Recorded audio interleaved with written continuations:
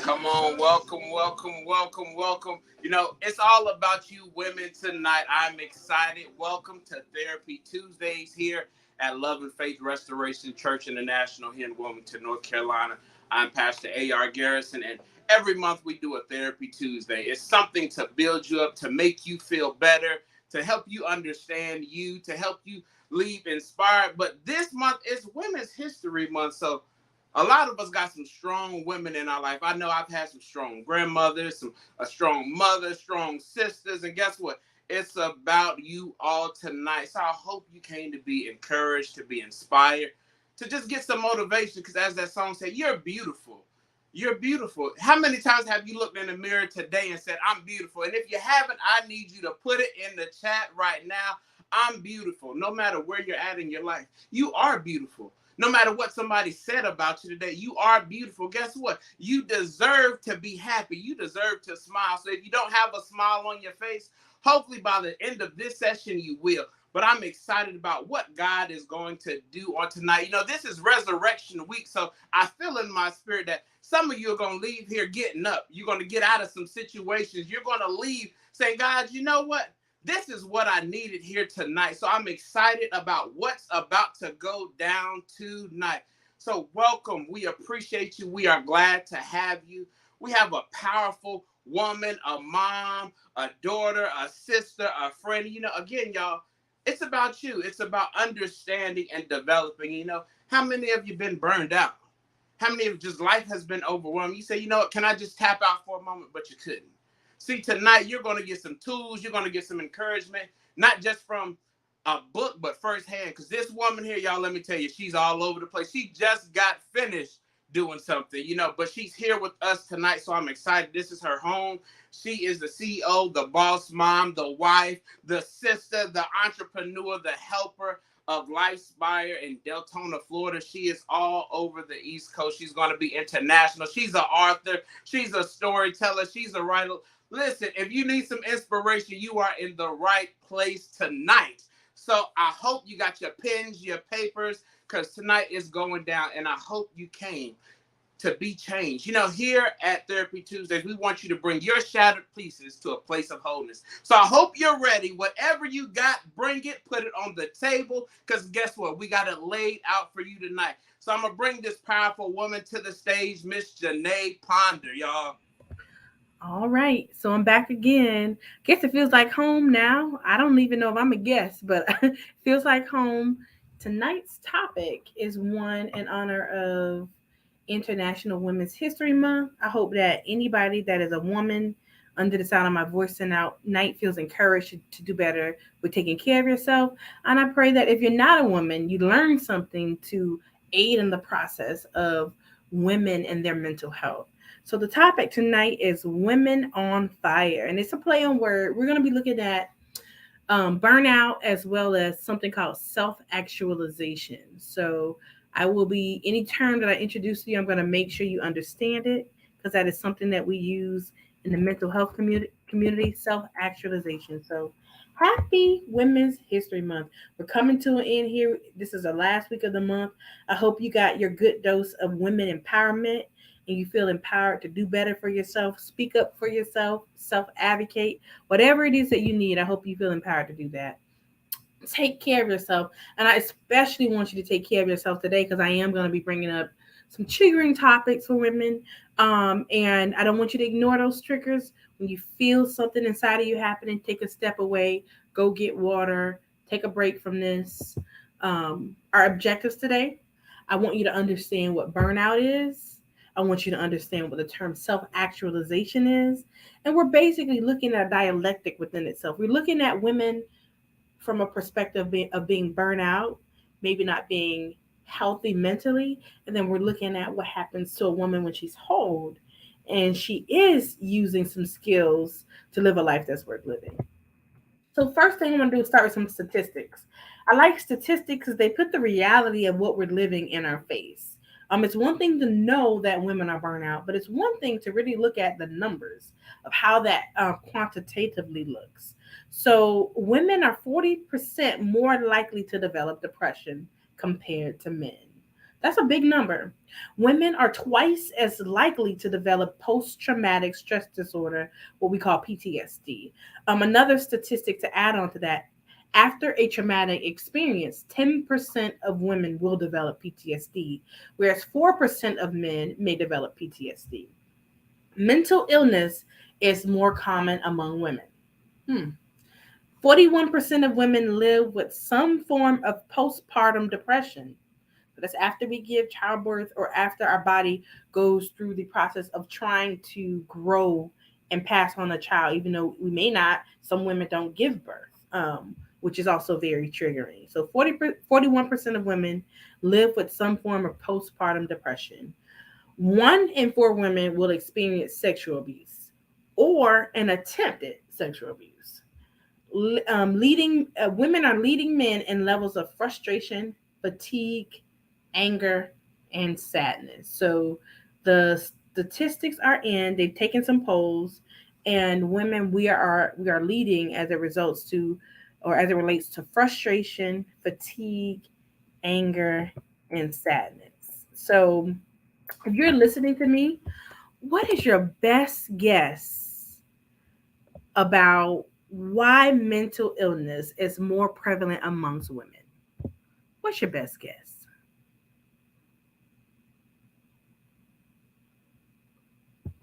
Share whatever's on your heart.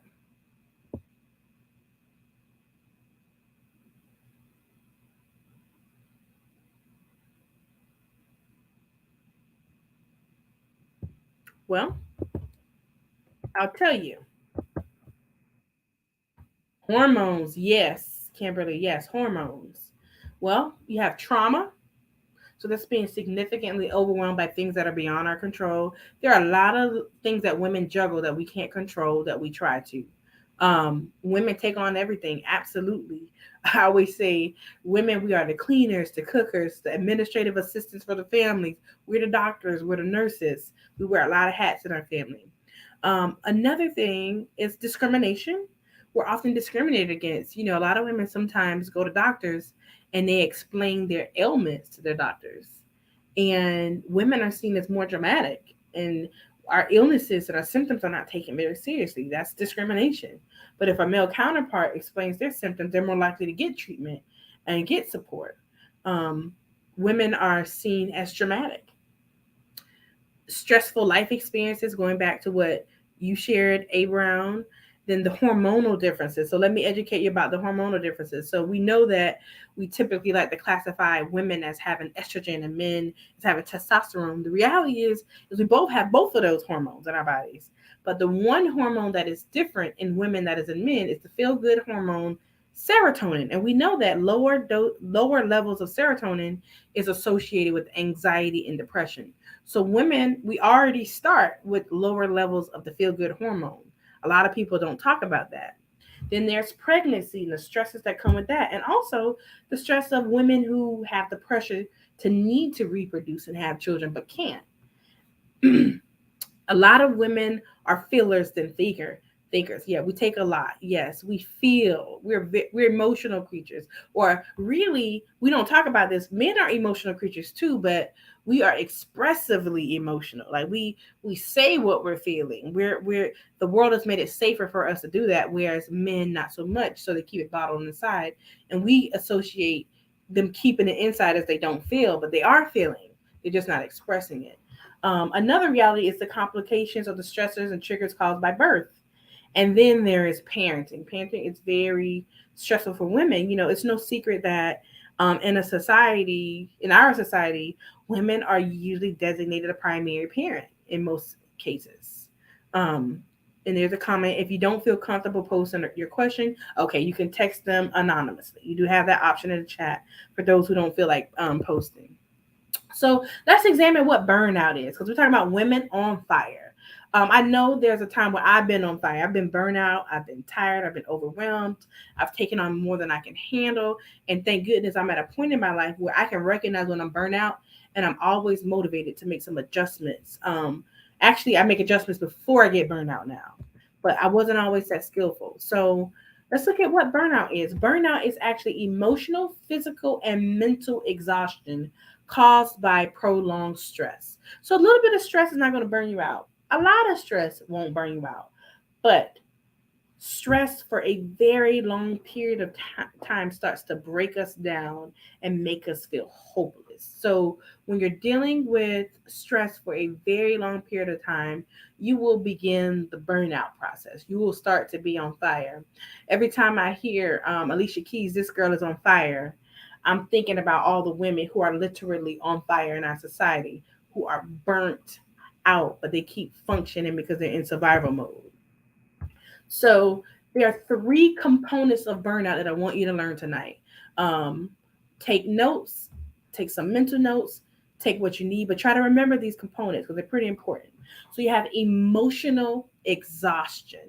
So emotional exhaustion is doing too much and caring too much. A lot of women, man, we just care relentlessly. We care when it hurts us. We care when there's no reciprocity. We care when no one can rescue us if our caring is breaking us down. Emotional exhaustion is caused by doing too much and caring too much. And there is a societal norm that if you're a mom or if you're a woman, you should be caring for everything around you. But that's not really the reality. Some of us are in positions where mentally we don't really have the capacity, the resources, or the capabilities to take on the things that we try to take on. Another component of burnout is reduced sense of accomplishment. Did you know that when you get burnout, you don't believe in yourself? You don't believe that you can actually do what you have all the skill sets to do. So if you or somebody you know all of a sudden stop pursuing their dreams or become very negative about the future or start to have a I don't believe in myself type of attitude, it's highly likely that you or them, they're burnt out. They have a reduced sense of their ability to accomplish anything. The third component of being burnout is depersonalization. That's kind of having the lack of empathy, the lack of being able to relate to another person's pain and have compassion. You just stop caring. So you care so much to the point where you just start to shut down and you don't care about anything. You become very pessimistic and negative. I call it being all pressed down. You become oppressed, suppressed, repressed, depressed, all pressed down.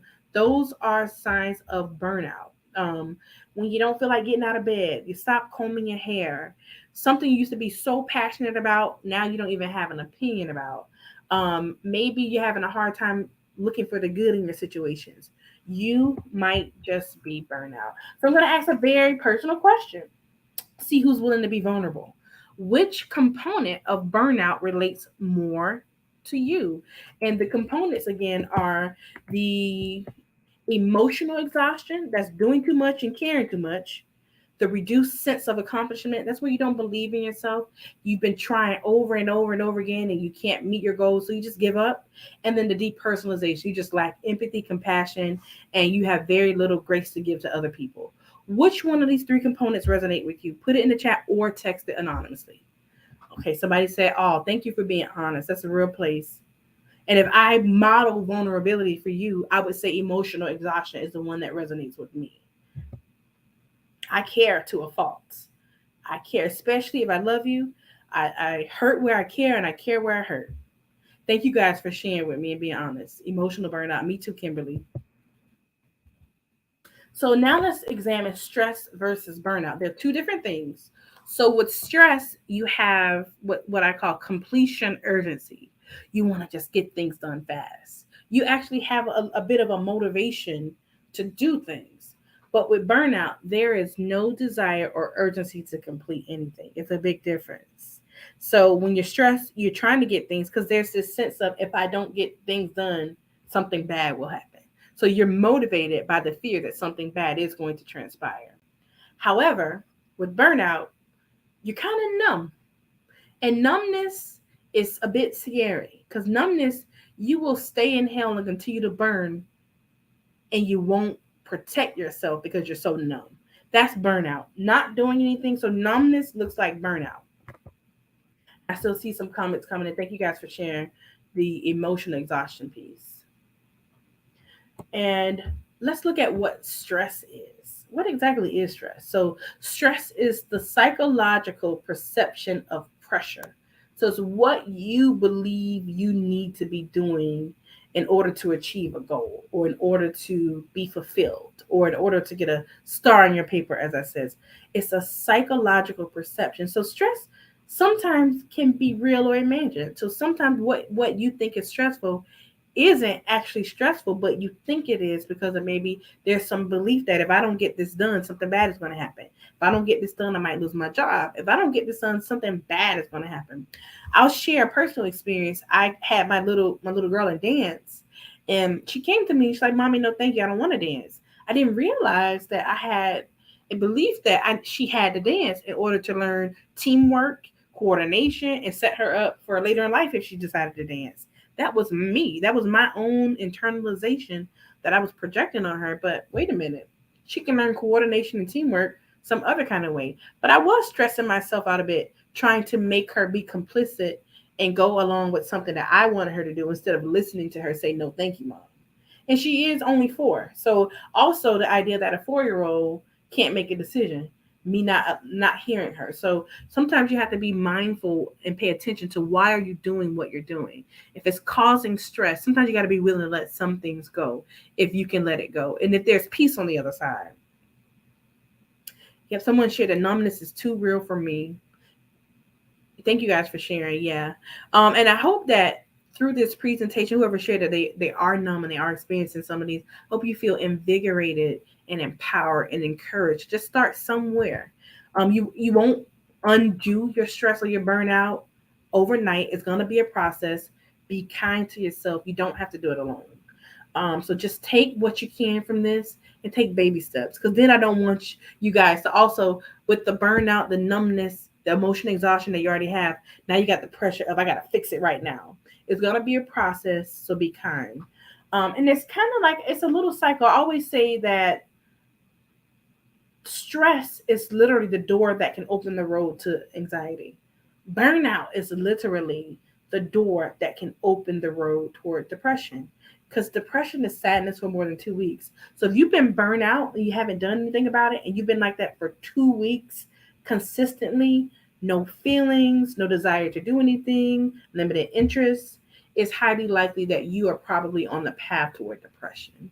And it's really important that you get some support so you don't become clinically depressed. And stress, having the urgency to constantly do things and constantly worried about the future, that could put you on the path to anxiety, generalized anxiety disorder, fear that hasn't happened yet, that irrational fear that sometimes consumes us. So, recovering from burnout, I have about 6 things I want you to take away. 6 ways to recover from burnout. First, number one, what you could probably guess what it is. Take care of your body. Eat right, sleep right, move your body. I think when it comes to wellness, physical or mental, taking care of your body is always important. The body is how you know how you're feeling. The body is how you regulate your emotions. The body is how you regulate your mind. So you really have to take care of it. If you're not sleeping, you're not eating, or you're using mind altering substances, you're going to have a really challenging time overcoming burnout and emotional exhaustion and stress. It robs you of the your full capacity to problem solve. Find your place as number two. What does your place mean? A safe space, a place where you can be yourself, where you're not invalidated for being yourself, a space where you can be vulnerable. Remember, I said last week, vulnerable means wounded, a place where you can show your wounds and not have to be embarrassed or ashamed. People that support you. And I'm not talking about surface level support. I'm talking about people who can speak to your needs without you saying anything. People who see you. Oftentimes, the people we keep in our circles will beat them up for not being our people. And I encourage you, stop beating the people up who don't have the capacity to be your people, and go find your people in your place, the places that make you feel safe. Number three is look at the future. You have to be able to assess your goals. Like, what do you look forward to? What's your 5-year plan? What's your long term goal? If you don't know where you're headed, you're going to have a hard time determining how you need to show up today. because you got to prepare today for tomorrow. I don't want you to go live in tomorrow and be afraid of tomorrow, but I definitely want you to be prepared for it. Make big decisions. This is the hardest one. This is the one that's probably going to send some of you guys in a bit of a possible crisis. Tell people no. Leave the job you've been at for 10, 15 years. Move to a new state. Sometimes our burnout is coming to tell us we've outgrown the people and places we consistently stayed connected to. Sometimes it's time to move on, and we're so complacent, or we have these internalized beliefs that maybe if I stay longer I'll get a promotion, and then that promotion will make me feel like I'm somebody. You never know what's going on inside of somebody's mind and body. Maybe if I just keep giving a person all of my time and energy and saying yes all the time, maybe they'll love me more. We stay in a lot of places that don't serve us because of fear or things that we haven't really assessed. But don't be afraid to make a big decision and interrupt your life if it means your burnout is going to go away. Delegate, assign things to other people.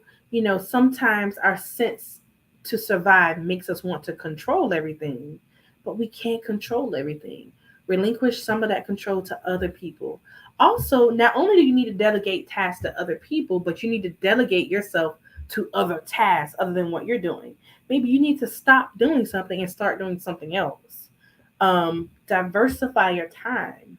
Make sure that you have a balance of work and play. Don't just focus on work, work, work, or just family, family, family. You got to be able to have a balance of fun, freedom, and play, and spiritual development and study. Like all of those things are very important. Examine your work life. And work life at one point would just be specific to like your professional career, but we as women, work does not stop at work. Work is everything, everything we're associated with. You know why? Because our worth is usually connected to our worth. Our what we do for work is connected to how good we see ourselves. So work is going to our 9 to 5. Work is how we dress our children. Work is how good of the meal tastes that we prepare for our partners. Work looks like how clean our house is. Work looks like who we choose to connect ourselves. Work goes beyond the occupational sense of the word work. So examine your work. Think about your workload. Does your to-do list look like a conveyor belt? Task after task after task, and you don't have any time to rest, recharge. You may want to consider making some adjustments. Your to-do list should not look like a conveyor belt.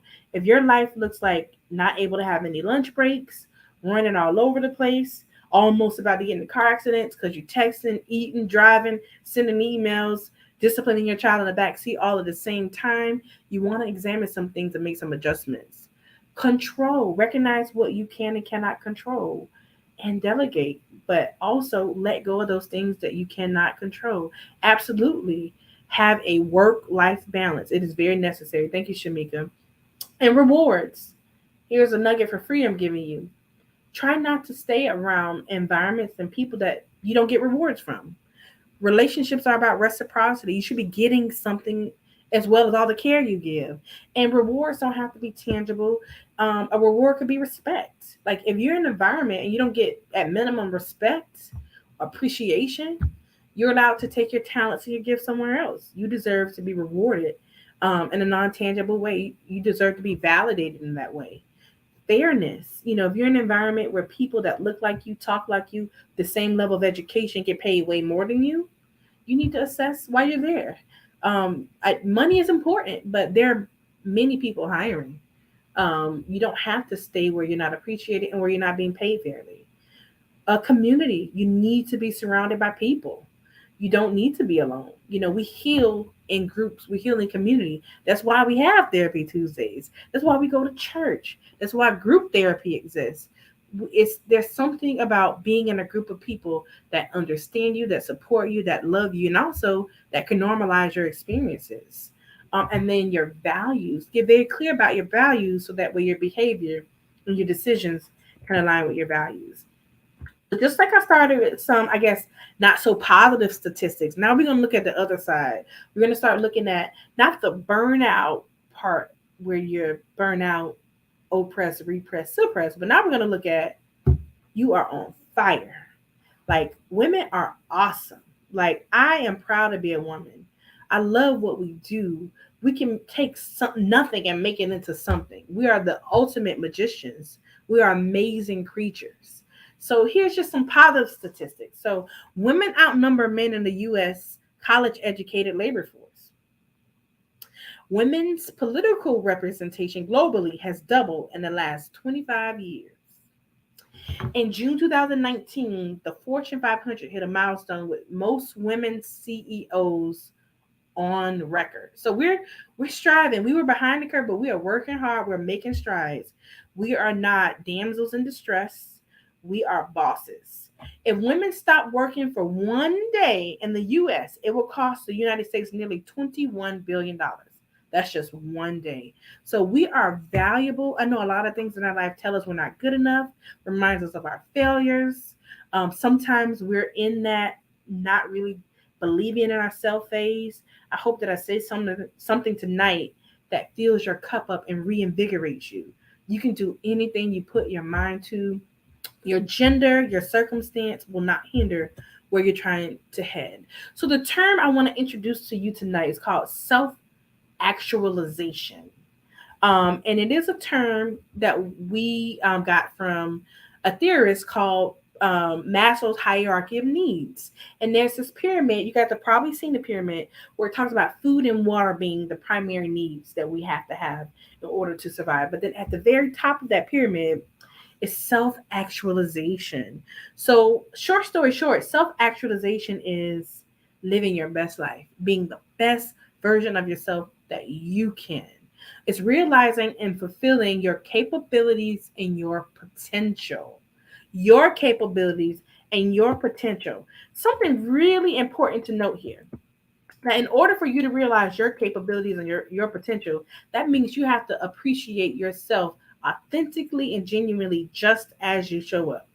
That means you can't get into the comparison game. You can't go comparing your body to other women. You can't go comparing your mind. You can't go comparing how your children look. That means that you're at a place where you recognize your strengths and your gifts and you have radical self acceptance and you're okay with how you are and you show up how you can show up your best self and you don't judge yourself for mistakes. You give yourself grace. That's really what self actualization means. So, how do you get to this? I will say this, spending a lot of time in burnout will rob you of your ability to self actualize. In fact, burnout is the exact opposite. If self actualization is believing in yourself and knowing your gifts, but one of the components of burnout is not believing in yourself and not believing that you're able to accomplish anything, this lets you know that they're the exact opposite. So, what do you need to self actualize? And I'm going to say it's easier to talk about this than to live this. So self-awareness. I know when you guys hear the word self-awareness, you're probably like, well, I can be aware of me. I know me. This is deeper. Do you know your likes, your dislikes, your triggers, your joy triggers? Do you know your values? Do you know what motivates you? Are you able to recognize when you're off balance? Do you know what to give yourself when you're off balance? Do you know what your goals are? Do you know why you're doing what you're doing in this very moment? Self awareness is being aware of the total self, not just the external world that the self lives in, but the internal world behind the person that's in the external world. Do you know your thoughts, your feelings, your emotions? Do you know your style of thinking? Do you know your personality? Do you know what to give yourself when you're not at your best? Do you know what to give yourself to get yourself to be to your best? That is what self awareness is. We have to take off this mundane surface level of self awareness. Just like you take the time to get to know your partner, your children, you need to invest that same amount of time in getting to know yourself. Personal growth. I was watching the Aristocats, and this stuck with me ever since I watched the Aristocats. The sister said, "Concern yourself with self improvement. You must be concerned with self improvement. It's necessary. You have to concern yourself with self improvement because if you're not looking to educate yourself and edify yourself, you're not going to grow. And we know that things that don't grow die. You're going to be burned out. You're not going to grow. Learn something new. Pick up a new book. Take a new class, go on an adventure, do something you've never done before. It's going to help you grow. And then there's the authenticity piece. Authenticity requires a lot of vulnerability. And I know vulnerability is very scary for a lot of people. You have to be willing to say, hey, this is where I messed up.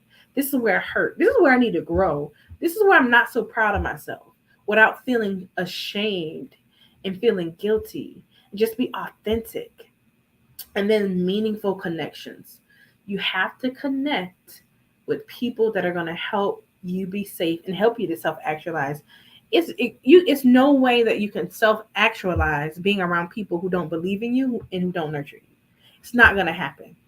That's why we tell people, birds of a feather flock together. You cannot be trying to live your best life, but living with people that constantly, or being around people that constantly pull you down. And newsflash, sometimes family will bring you down. Sometimes you cannot find meaningful connections within the place that you're born in. So you need to go outside of the family and find meaningful connections. And then there's the mindfulness piece. I almost took mindfulness off because I feel like mindfulness and self awareness are very similar, but mindfulness, learn how to live in the present moment. Learn to pay attention to what's happening right now and make sound decisions based off what you see without being bullied by your feelings to make up things or exaggerate things. But learn how to stay present and how to feel what's happening in your body so you can make sound decisions. That's pretty simple. That is how you self actualize. Be self aware, concern yourself with personal growth. So learn something new, educate yourself, be authentic, have meaningful connections, and be present, be mindful. Um, Sounds pretty simple. It's actually SPAM, SPAMM. So if you want to journal about this, write this down. Because the more you read about it, the more you journal about it, the more you reflect on it, you're going to become a master at self actualization. And I want to actually remind you that this is something that is, you will always be working on this. You don't get to self actualization and say, I made it, I'm stopping. That's it. You have to keep working on it. Like, you have to keep learning, you have to keep growing, you got to change your environment. Reality is constantly changing. So there will be things that will trigger you. There will be things that will, you feel like it's setting you back. But as long as you go back to home base, being self-aware, continuing to be open to grow, being authentic, being having meaningful connections and being mindful, you're going to continue to stay on the path to being the best version of yourself. So, and I see two versions of spam. It could be spam without the double M or the M because the mindfulness and self awareness are kind of the same. So now, true or false, I want you guys to participate with me, um, just to check for understanding. So the first one is stress and burnout are the same. Is that true or false? That stress and burnout are the same.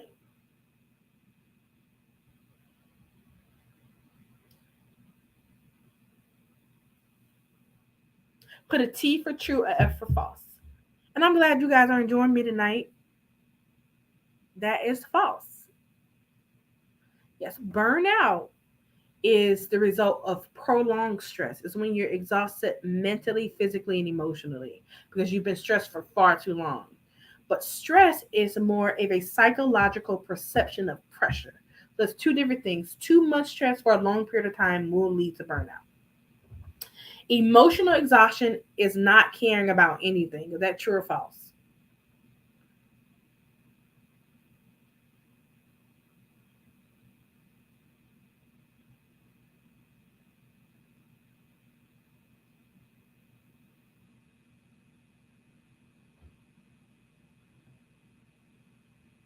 That is false. Is in fact the exact opposite. Most people get emotionally exhausted because they're doing too much and they're caring too much. That's how you get emotionally exhausted. And emotional exhaustion is one of the three components of burnout. It is important to spend all of your time on one thing. Is that true or false? A lot of women, we get very obsessive about the things that we're most afraid of. I'll speak in my I voice. I know for me, I really pride myself on being a good mom. So a lot of my attention and energy goes on motherhood. But I'm more than a mom. I'm a therapist. I'm a wife. I'm a friend. I'm a sorority sister to some. And I have to be willing to be flexible and fluid. But sometimes stress and trauma and burnout will make you hyper vigilant on one area of who you are. So it's really important that you don't spend, and that is false. It's important that you don't spend all your time on one thing. You can't be all work and no play. You got to have a balance. And the very last one is there are four components of burnout. And I said this kind of a couple of times, so you guys should have this one. Is that true or false? So there are four components of burnout. That is false. There are three. You have your emotional exhaustion, you have your reduced sense of accomplishment, and then you have depersonalization. That's where you stop caring, you lose your compassion and your empathy, and you're just so burnt out you don't care about nothing. Just completely separate. So I'm hoping that the women that are on with me tonight, that you guys are empowered. Like move from burnout to being on fire because you are moving toward self-actualization. I want to remind you it's okay to take care of yourself. I give you permission to do that. It's okay to say no. It's okay to get with a group of girlfriends and talk about where you hurt. One thing that I'm noticing is a lot of us, we're hurting in places and we're suffering in silence because we don't talk about it. But when we get together and we finally do talk about it, we realize that everybody who looks like us and calls themselves woman feels the same way that we do. So try not to isolate yourself and open up, so that way you don't have to suffer in silence. So as usual, I just want to talk about some resources that I have that will be helpful. Talk about some of my coloring books, my books. So you have Girl Dad. This would be very helpful for a dad and a daughter to build connection and get together. Some mindfulness techniques as well. The book will offer also some reminders of what you can do with your little one if you kind of need some support. Then we have Fearless Queens. Women, this is for you. Coloring is not just for kids. On your lunch breaks, maybe you need to color. You need to separate from what you're going through. Um, the QR codes are here, and all the books are also on Amazon as well. Then I have My Therapist is Black for Black therapists. If you know a Black therapist, the book is a reminder to take care of yourself. Throughout the coloring book, I remind the therapists to drink water, make sure they take their own bathroom breaks, things that I know that happens on the other side of the couch that you guys may not know. So if you know someone who's a Black healer who could use some form of self care and support, this will be a great gift. And of course, my 100 bold affirmations that calm your fears. Again, a lot of mental health, no mental health issue that I've dealt with has not circled back to fear. Everything is related to fear. So I created a self-help book called 100 Bold Affirmations to Calm Your Fears with a companion journal. So that way you can self-help. You don't need a therapist to do this. I got a step-by-step process of how to use the book. You could take up to 2 years to get through the affirmations. You might not take that long. You could start in the book wherever you want, but these are just little affirmations that, well, big affirmations actually, that speak to some of the vulnerable places that we tend to hide. And I'm hoping that through this book, a lot of insight happens. You start to confront the things that you're not willing to deal with, and it makes it easy and practical for you to see those things that you might be hiding and running from. So the book that I'm recommending today is called Burnout: The Secret of Unlocking the Stress Cycle. It is on Amazon. So this is just another self-help book on top of what I've already provided. Remember, if you or someone you know is in a crisis, you can always dial 988. That's now the national mental health emergency line. Then there's 911. You can also text the word home to 741-741. And then there's the National Suicide Hotline, which is the 1-800-799-7233. And then psychologytoday.com. On that website, you can put in your zip code, your insurance, if you have any preferences about your therapist, like their race, gender, and then the topic you want to address, and a list of providers will pop up right for you. So at this time, as always, I want to open the floor for questions, thoughts, feedback, and thank you guys for listening and for showing up every month with us for Therapy Tuesdays. I'm all ears.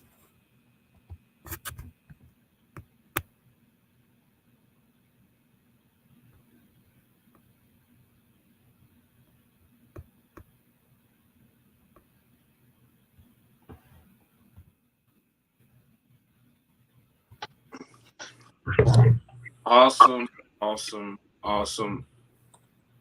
This has been powerful. I do have some questions that were texted to me. Um, this gave me some enlightenment, how to help my mom, how to help my sisters, how to help those that I love, in my life. Because sometimes, as men, we don't know what you all go through. We know it's a lot. And at times we're not the best supporters because we say, oh, you're just home with the kids. I'm working. And so hopefully some men will see this and say, you know what? Let me love on my wife a little bit more today, or let me do a little extra. And I hope that there was something said for you all that really helped you. You say, I got to share this with my boo. My bae, he need to see this because at the end of the day, one thing about the body of Christ, your mental health matters. And that's why here at Love and Faith that we do Therapy Tuesdays. But one of the questions that we received says, ooh, that's on.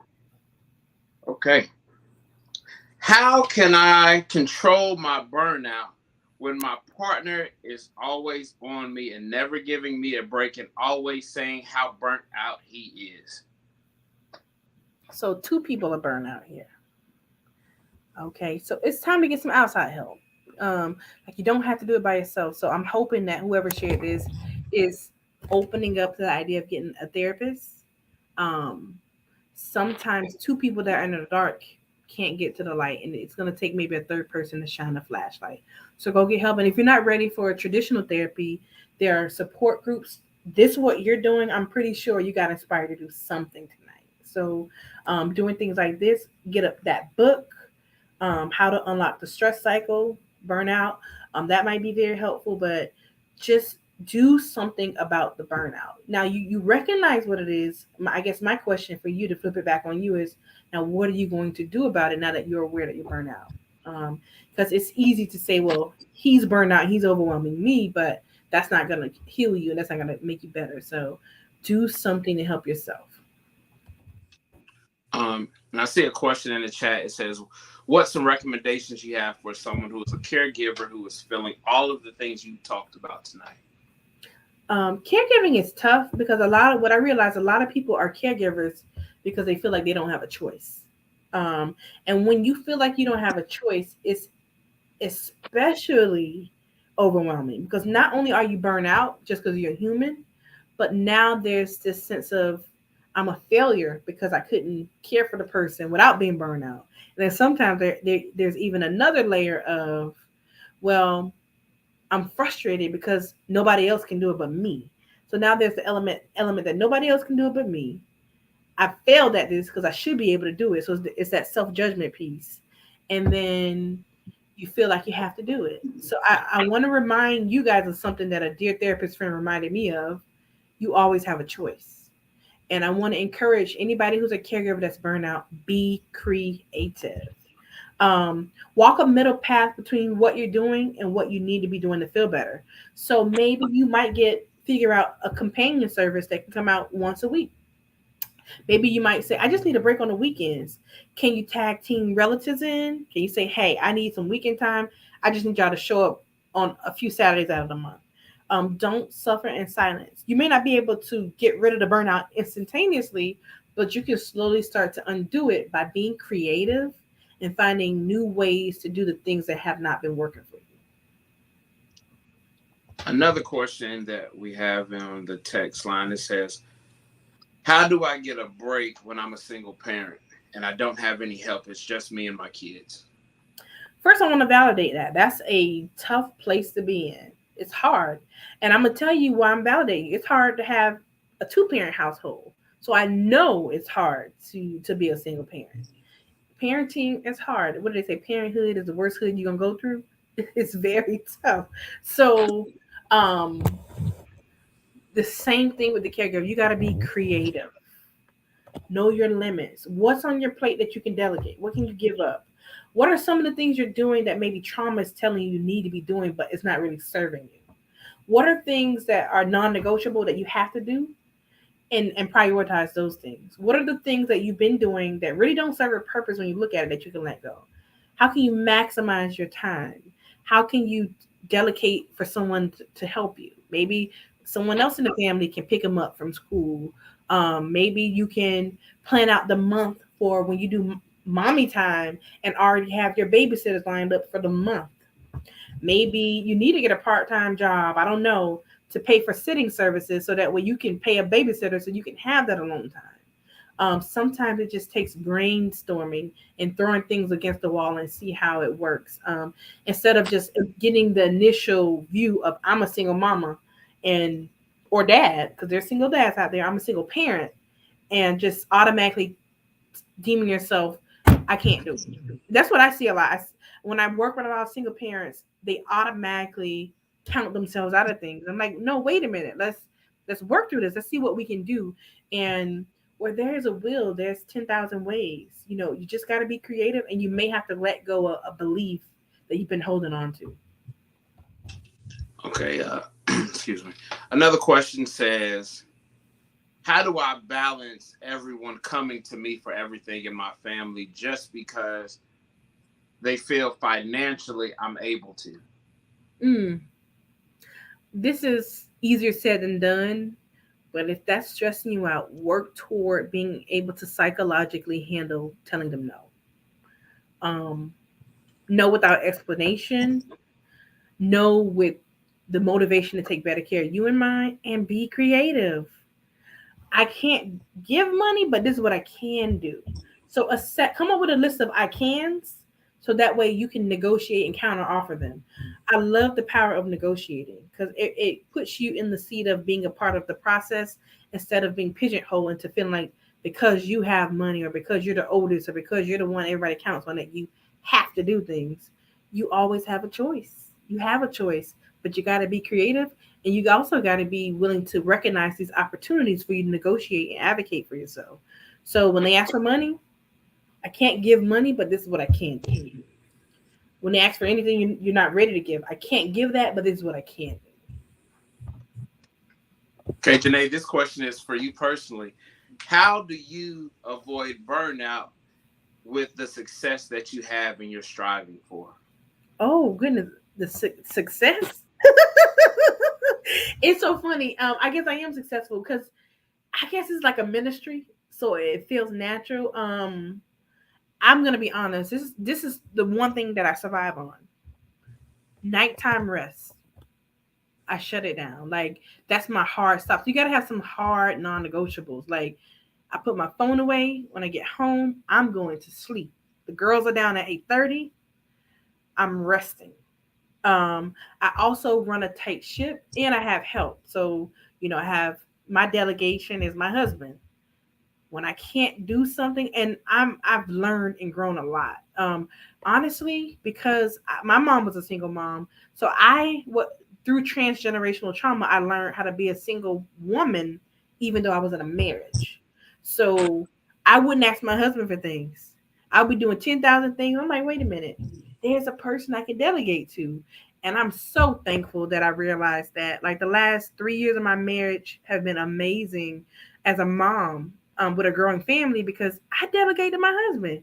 I'm now like if I'm running late or I can't do something, I'm like I'm running late and I can't do it, and it's so peaceful to hear him say I can do it. I'll go do it, as opposed to drowning and trying to do it all by myself. So delegation, resting at night, having some hard boundaries. And I'm in recovery from being a chronic helper. I used to be the yes woman. Yeah, I'll give you money. Yes, I'll do this. Yes, I'll show up. And now I'm the yes if I can do it, and if I want to do it, and if I feel like doing it. So I hope something I said encouraged you. And the last question that we have, what advice can you give to me that I know I'm burned out and my partner tries to help me, but I feel like I'm less of a woman when I already know what he's carrying? Ooh, that was loaded. So read it again for me. Oh. How can she allow her partner to help her because he knows that she's burned out, but she feels less of a woman by allowing him to help? Okay, I got it. So this person has internalized that helping means that they are weak or broken. And I guess I would really encourage you to deal with that belief. Figure out where that came from. Um, there's a fear there. You're afraid of something. You're afraid of being seen as maybe not strong enough.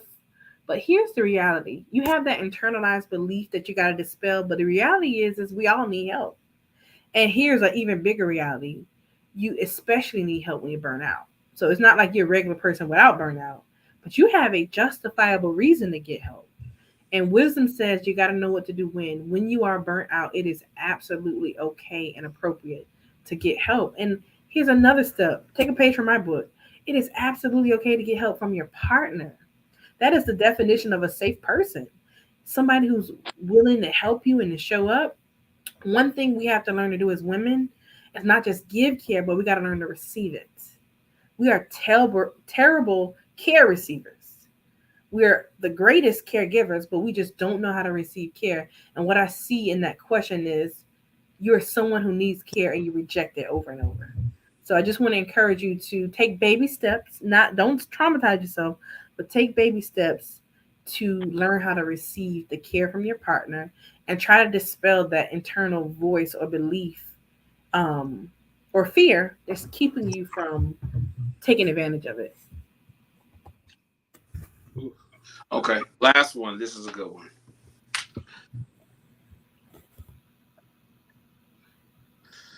My relationship is failing and I'm burned out by trying to keep it together and be an honorable wife. But I don't want to step away from this relationship because we have children. Hmm. What's very interesting here is I heard the answer while you was reading it. Like you said, my relationship is failing, but I don't want to walk away.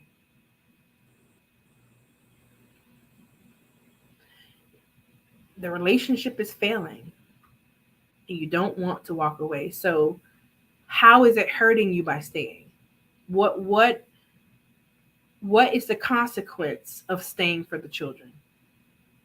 What is the consequence of going? And I also want to point out this talking about those internal beliefs. That's another very common internal belief that staying in unhealthy relationships makes our children better.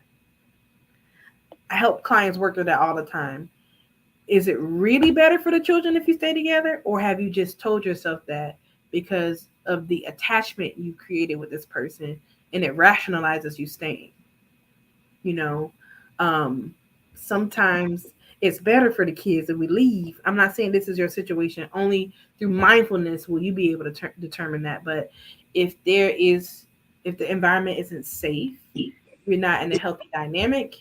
There's a lot of bickering and fighting in front of the children, or they just see a lot of disconnection.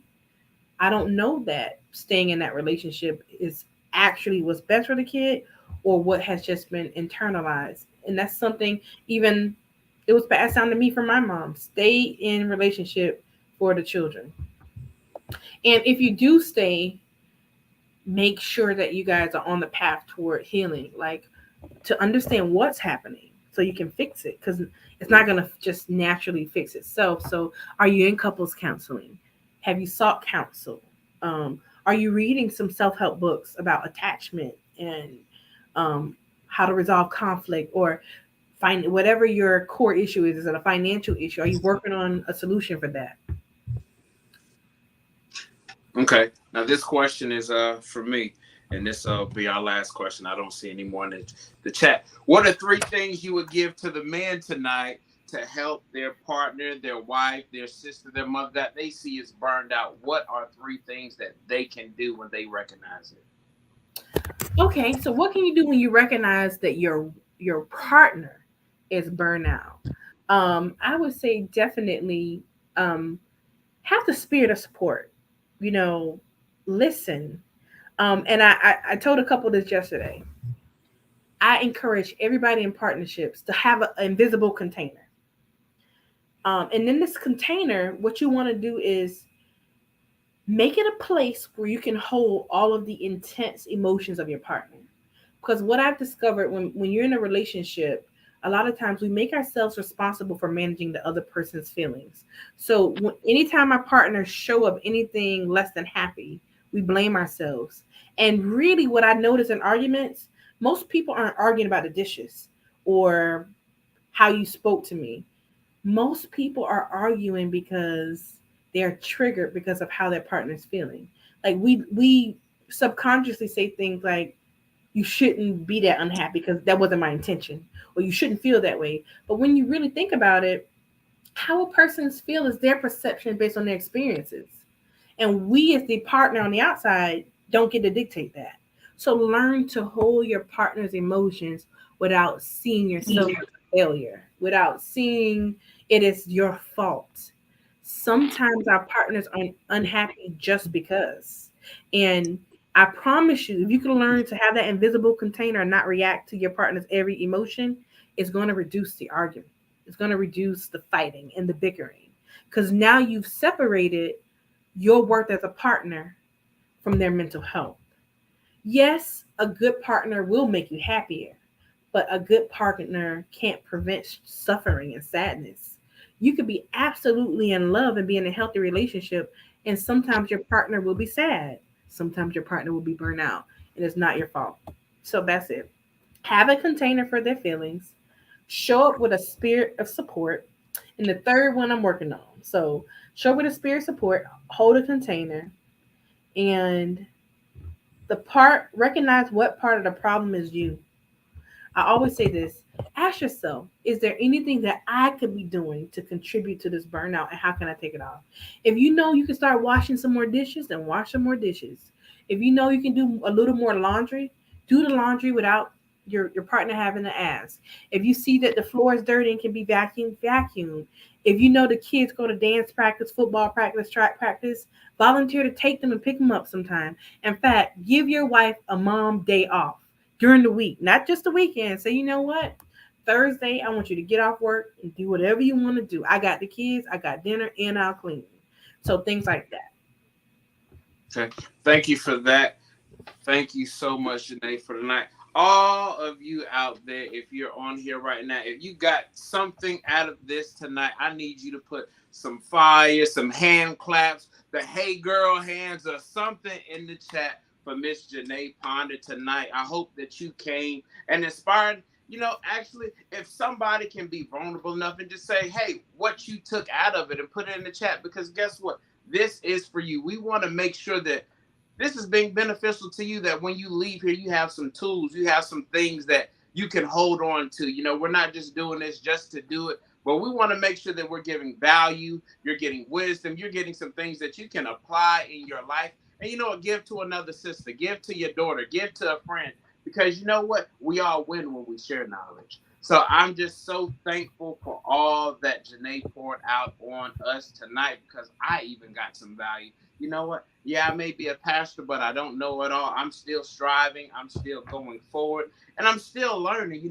When we stop learning, we start losing. So, Janae, thank you so much for tonight. Y'all tell that sister thank you. Blow her up. If you like Janae, you like what she's doing, there's her website on the screen, lifespirecounseling.com. As well, if you're in need of a therapist, need some tips, you can text that number 386-400-3100. And guess what? You will get a response. You will get a reply. Her list is long, y'all. I'm telling you, I be trying to get favors, but it's long, and she's trying to get out of it. But so you better get her while the getting is good, because you see all that she is doing and where she's going. So, Janae, thank you so much. We appreciate you. We love you. Thank you for calling Love and Faith your home as well, and helping us to bridge the gap between spirituality, relationship, and mental health. Thank you so much. So as you all know, this is for you. We appreciate you coming out tonight. If you believe in what we're doing here at LFRCI, you want to sow into the ministry, you want to sow into Janae, because she takes her time out to come out and give us value every Tuesday a month. Whatever that Tuesday may be. I think we're about to start going to the fourth Tuesdays every month, just shifting some things, because the rest of this year is about to be on fire. Like she said, that Alicia Keys song, this girl is on fire. You're about to be on fire. This is Resurrection Week. We have Easter on Sunday, and it's time for some of us to get up. We've been in a tomb. We've been behind a wall, but your curtain is opening. How are you going to take the front stage? What is that God is about to do in your life? So I'm excited for you. But if you want to sow into what we're doing here, we have our Cash App. $LFRCI, our Givelify, our Auto Books debit credit card, or if you want to Zelle, you can Zelle at lfrchurchint@gmail.com, lfrchurchint@gmail.com. Also, we are back in service this Sunday. I'm excited. God is blessing. So there's some things going on here at Love and Faith. So, we've been in the hotel and we've been doing some things, and God is shifting and opening up doors. So this Sunday, y'all, I'm telling you, this Sunday, it's been marinating, it's been brewing, and I'm ready. God is doing some things.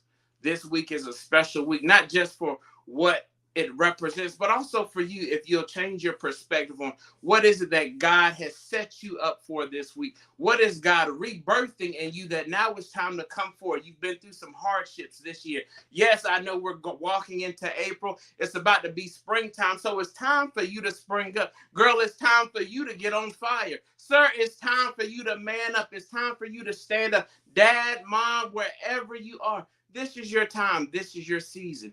It may have been a little rocky, but this is the week that you can say enough is enough, and I'm going to come out of my own tomb. So I'm excited. Meet us Sunday at 10 a.m. We'll be at Island Creek Missionary Baptist Church. That will be our new home for our Sunday services. So I'm excited about it. And we'll also be live for those that are not in the area. And we have some other things coming up, our locker room for our men, but also coming in May for Mother's Day month, we're going to start the powder room. This is strictly for women. I won't be in there, but it's something that Love and Faith is doing because we need that community. Like she said earlier, what is your community? What are you building together so that way you get the support? So we're just excited about where the rest of this year is going. But before we leave tonight, I have to pray for you. I just felt a heaviness on the line that God started to lift some things off of you. There's some things that started to break and shake, and there were some shattered pieces that started to come to a wholeness that you're like, I needed that. I needed to hear that. Nothing is wrong with me. So I just want to pray for you right now. Father, I just thank you.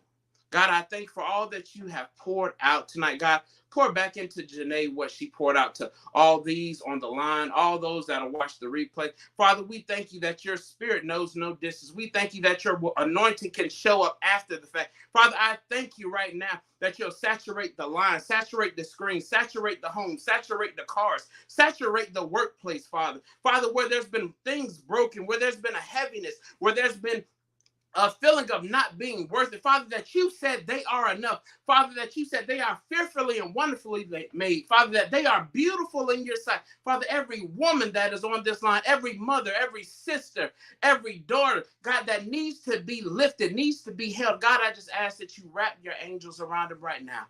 Father, bring those broken pieces to wholeness. Father, mend those broken hearts. Father, I thank you for calming the storms in their mind. Father, every dart that the enemy is trying to throw against them to get them to derail, Father, we bind it up right now in the mighty name of Jesus, that they will not forfeit their destiny. They will not forfeit their purpose, but they will remember, God, that you have called them to set this world on fire, that they are a light to this earth, oh God, that they are salt to the earth, Father, that they are light to the world, God, but we need them, Father, because guess what? Without women, there won't be a world. So, Father, we just thank you that you validate every woman on tonight, that you validate every mother on tonight, Father. And if nobody told them today that they were loved, Father, I know you love them, and we say we love you, we appreciate you. In Jesus Christ's mighty name, amen, amen, amen. We love you. We appreciate you. Thank you for joining us. Thank you for coming out. Thank you for just being here because, again, it's not about us. It's about you. Have a great night. It's about to happen. And as I exit, I have to put my spiritual mother on the screen as we go out because she was a woman on fire. Have a great night. God bless.